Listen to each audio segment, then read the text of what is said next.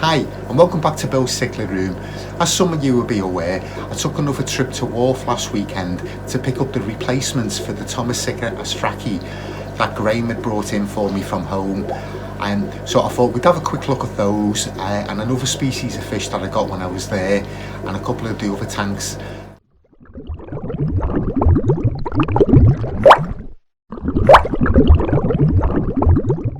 Before we get started, just to let you know, the channel hit a milestone last week. I got just over 250 subscribers. So if you haven't subscribed, if you press the button and the bell notification, it will help me out an awful lot. Looking at the analytics, the 70% of the viewers actually aren't subscribed. So if you hit that button, you will be doing me a favour. The Tomocichla asfraci, as you'll know if you watched some of my previous videos, I actually got a group of 6 of these at the beginning of July. Unfortunately, they come down with a disease. The common name for it is saddleback disease, and unfortunately I was unable to save any.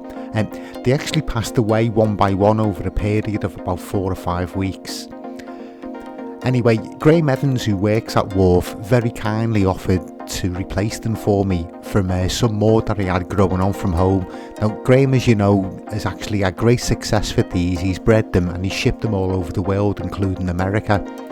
So I was really pleased that Graham offered to replace them. He didn't have to do that, but I'm ever so grateful. Anyway, last Saturday, Steph and myself decided to go over to Wharf to pick them up. So it's about a 2-hour drive from Liverpool to Wharf, which is just by Derby. So it is quite a way. So speaking to Graham, I suggested if I could bring some grow outs over. So he agreed to that, and I thought I'd have a look around and see whether I could get any more fish for the collection. Anyway, here's the new group of the asfraci, there's 6 of them. I actually think they're a little bit bigger than the ones I had before, and they do seem to be a bit more colourful. There's a lot more red in them. They've only been in the tank for a couple of days, so they're still a little bit skittish. What I've done is I've emptied all the fish out that I had in this tank. It was the coeruleus and the neotropilus. So I've emptied those out and put the Tomocichla in here by themselves. So it's a bit of a quarantine for them, so I'll leave them by themselves for a few weeks, just in case anything does happen with these, which I'm hoping that it won't. It shouldn't do, because these ones have come from Graham's home, so they haven't been near the shop water, just in case there's anything in the shop water. So yeah, I've put them in here by themselves. I'll leave them for a few weeks, see how they get on, and then I'll think of having some diver fish in with them. They are very skittish at the moment. Like whenever you go too near the tank, they just dart off behind the rocks. So what I had to do on this one, I crept up to the tank, stayed very still, so that I could get some footage to show you. Chatting to Andy Woods, who's actually got a pair of these, he's saying the same, that they were very skittish. What Andy's done is he's actually moved them out of the tank in the house into his fish room in the shed in his garden. So they seem to be doing quite well there, and I believe they've bred for him again. No doubt Andy will be doing an update on these before too long. So the fish that I've actually taken out of that tank, I've actually put in with the rainbows. Now, as you know from the video I did last week, there's I think it's 10 of the rainbows, the Rheoheros multispinosa. There's 10 of them in here, but they've actually formed 4 breeding pairs. But it's the only tank that I had available that I could actually put the other fish in. So yeah, if I thought it was mayhem before with the 4 breeding pairs, putting the neotropilus in there, so straight away they've coloured up. They've started digging little holes behind this rock here, and I think they're getting ready to breed as well. So it'll be 4 pairs of breeding rainbows and a pair of breeding neotropilus. As you can see, the rainbows, they've still got fry in here, so these have just hatched at the regular stage. So yeah, all 4 pairs have actually got something going on. There's a pair at the back, which you can just see here, they've actually run out of space in the tank to lay their eggs. So what they've done, they've actually laid their eggs on the back of the glass. So yeah, it is real mayhem in here. But with the rainbow cichlids, they're not aggressive. They'll try to defend the young by all means, but they're not aggressive, so there's no fighting going on as such. They're just sort of posturing towards each other and just sort of saying, hey, this is my space, get out of it and go and find your own space. And the Rheoheros, they're more or less doing the same. So they've only been in this tank for a day or two, but yeah, they've already claimed the middle of the tank, and yeah, chased everything else out the way. So yeah, I wouldn't be surprised if these started breeding in the next couple of days. The cutter eye, what they've done is there's the male, there's two males and one female. So the males have took to hiding behind one each of the filters, and the females sort of going between the two of them. Yeah, so I think it would take them a little bit of time to actually find their own place in here. Anyway, when I was over at Wharf, I spotted these in the tank. Rheoheros corullius. They used to be called Fraps corullius, but they were renamed in 2015. So these are a great little cichlid. I had these once before many years ago that I'd got in from Tangled Up in Cichlids. But yeah, they're the great little cichlid, these. They're not showing any colour at this size, but they get to about 4.5, 5 inches. The males get to about 5 inches. And like from the name Corullius, as you can imagine, they do get a lot of blue in the fins. But it's really interesting with them, when they're actually breeding, they go through 3 different colour morphs. So you've got the normal coloration. When they're breeding, they have a different coloration, and when they're actually raising the fry, they have a different coloration again. Yeah, apart from downloading some images off the internet, I can't actually show you. But hopefully, like as time goes by, and if I can get these breeding, I can show you there.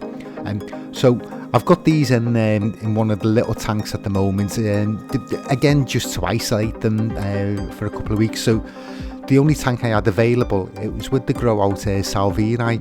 So there's a few Salvini in here. There's one chocolate cichlid fry, which is a few months old now, and there's 6 of the corullius.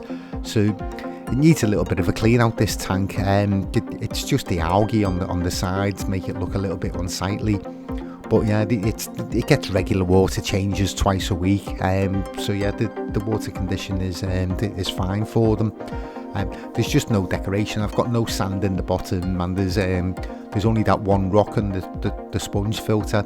But they're only small. They're only about 1.5 inches in size. So hopefully, leaving them in this tank, they'll grow on for a little while. I thought it was about time to do an update on some other fish that I got at the beginning of July. These are the Apistogramma pantalone. They're still only small, but they are putting on a little bit of size. It's definitely a pair, so this is the male. And if you remember, I did have a group of 4 tetras in here. Unfortunately, I'd left a slight gap at the back of the lid, and 3 of the tetras have jumped out. And then I'd also put a pair of green swordtails in here, and they've done exactly the same thing. So I've had to have a rethink on the lid. But yeah, here's the female of the pantalone. So yeah, they are putting on a little bit of size. Yeah, they seem to be getting along quite well. In the wild, these ones, they actually come from the Rio Negro in the Amazon. And the water conditions, it's really acidic, so it goes down to about 4.5 pH, and the water, it's like the colour of tea. So fortunately, because I put the bogwood in this tank with the plants on it, and the bogwood's actually leached, so the colour of the water, like the tannin in the water, has gone like a brown colour, as I'm sure you can see, and also the pH is quite low, so it's only about 6 at the moment. So reading up on these, the pH that they recommend is between 4.5 and 6. So yeah, it's spot on what it needs to be.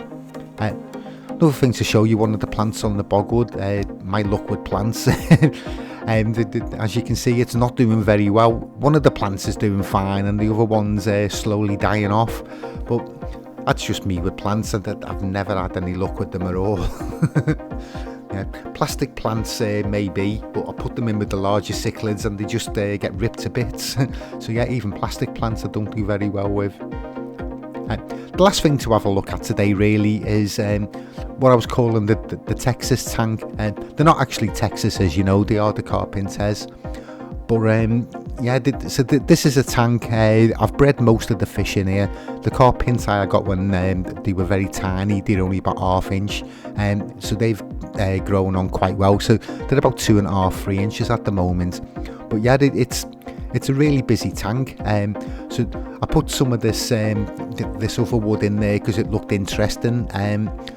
Unfortunately, it floats, so I've had to put some rocks on top of it. So I've not got it positioned exactly where I want it, but yeah, it's sort of in there. It looks quite interesting. Gives the fish more hiding places and all that sort of thing. So yeah, the tank's doing really well. Yeah, so it's half a dozen of the Rheoheros I've got in here, half a dozen of the Rheoheros, half a dozen of the carpinters, and half a dozen of the cutteri. And what I've put in during the last 2 weeks, I've put in half a dozen of the Rheoheros venestratus, the normal coloration ones. So I've put them in here just to grow on a little bit. I don't know whether you've seen then, there's a pair of Rheoheros formed. So what they've done at the side of the plant pot here, in between the bogwood and the rock, they've got all the sand out, and it looks like they're starting to spawn.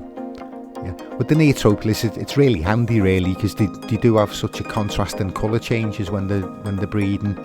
So the normal coloration is the grey with the black bar across the back, and it completely changes. It goes the opposite.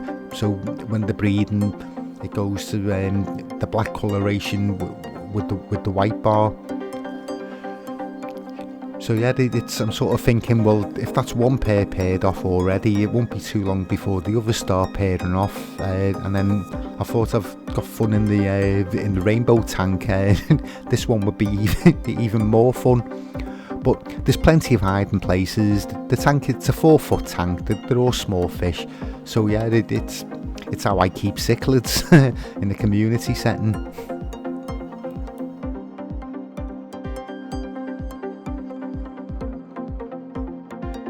Thanks for watching. I hope you found it interesting.